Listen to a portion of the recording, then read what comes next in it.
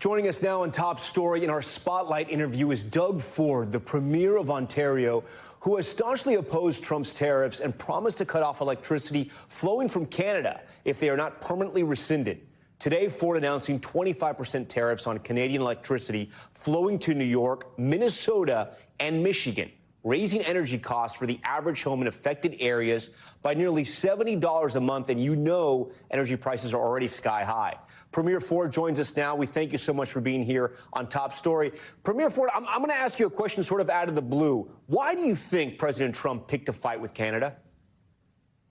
You know something, Tom, first of all, I start off with every interview telling the Americans, Canadians love Americans. We love the U.S. I lived there 20 years, and we're part of the family. And as for why President Trump is doing this, your guess is as good as mine. He ran on a mandate, Tom, to lower inflation, create jobs, look at growth. It's done the total opposite. The inflation's going up. Assembly lines will shut down if he moves forward with this in the auto sector. Manufacturing will close down, and they'll have less. The Americans will have less money in their pockets. You can't go after your largest customer, your closest friend, your closest ally in the world, and not expect a reaction. I apologize to the American people, because we all know in Canada, it's not the American people. It's one person, and that's President Trump. And he'll put us in a recession if he keeps going this way. Well, my questions are leading that way. Are you afraid that these new tariffs you're going to impose on Canadian electricity coming out of your country into ours are going to hurt your people as well? Well, not only electricity. I want to send more electricity down to our great friends and neighbors. I want to send more critical minerals south of the border. As China's ramping up every single day, you don't attack your friends, you attack your foes. And China's the threat, not Canada. I want to create an AMCAN fortress, an American-Canadian fortress. We have all the critical minerals in the world, largest deposits in the world, right across the border. And we want to send you more energy as well. We want to send you more aluminum and steel and lumber and high-grade nickel that comes out of Ontario. Yeah. That's what we want to do. Premier Ford, you are being incredibly hospitable, and I appreciate that. But you're also being incredibly tough when it comes to your electricity and what's going to happen. You've threatened to cut off electricity entirely if the tariff stands. When do you plan to do that? Well, hopefully we'll never have to do it, but it's a tool in our toolkit, and I won't hesitate to use it.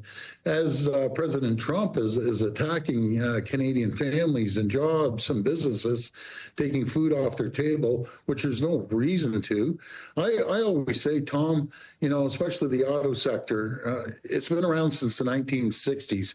You can't unscramble that egg overnight. You have to make a larger omelet. And both countries need to make a larger omelet until both countries can be prosperous. The president has been afraid to put dates on the calendar when it comes to tariffs. Are you going to put a date on the calendar when it comes to Canadian electricity?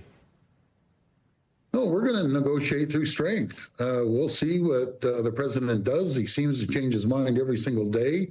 Even when I talk to Republicans, governors and senators and congresswomen and men, all of them are telling me they aren't in favor of it.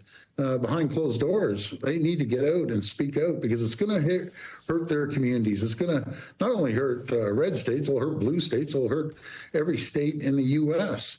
If Ontario was a standalone country, we'd be the third largest trading partner in the world. Canada is the #1 customer, but we're number 3 to, in the entire world. We're #1 customer to 17 states, number 2 to 11 others. Yeah.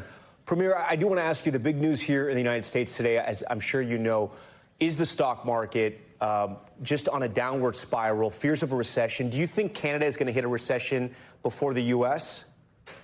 Well, we have a saying in Canada, U.S. sneezes, Canada catches a cold. And I'm a strong believer in the market. When the market speaks, and we all know that it's a measuring stick for the president, he has to pay attention to the market. He has to pay attention to the endless Fortune 500 CEOs that are telling him this is the wrong thing to do. Our trade's so integrated on not just auto, but on pretty well every And he needs to, pay attention to that, because it will be a self-inflicted recession by President Trump. Premier, President Trump has said part of the issue is fentanyl, the fentanyl coming in from the border, the northern border and the southern border, that's killing Americans. I want to put up a stat on the screen for our viewers here. In the last fiscal year, more than 21,000 pounds of fentanyl were seized at the southern border, just 43 at the northern border. So this clearly isn't the issue, or at least it's not comparable to what's happening on the southern border. Do you buy the fentanyl argument? I don't buy that argument at all. It's a smokescreen. But what I do buy, yes, do we have to tighten up the border? We listened. We put 10,000 personnel on the border. And I just ended up getting a report from our state government, provincial government, if I can say, that we just apprehended hundreds of kilos of cocaine coming from the southern border, endless amounts of illegal guns, illegals, and fentanyl and opioids. I can't stand drugs, and I just want to do everything we can. I've had the DEA up to my office.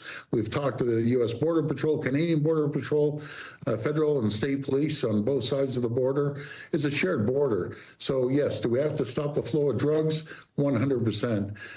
Is the problem Canada? No, it's not Canada. You look at the precursors, they're coming from China and coming in through Mexico, up through the United States, and some gets into Canada. It's unacceptable. So we need to work together. Ontario Premier Doug Ford, we thank you for your time tonight. Thanks for watching. Stay updated about breaking news and top stories on the NBC News app, or follow us on social media.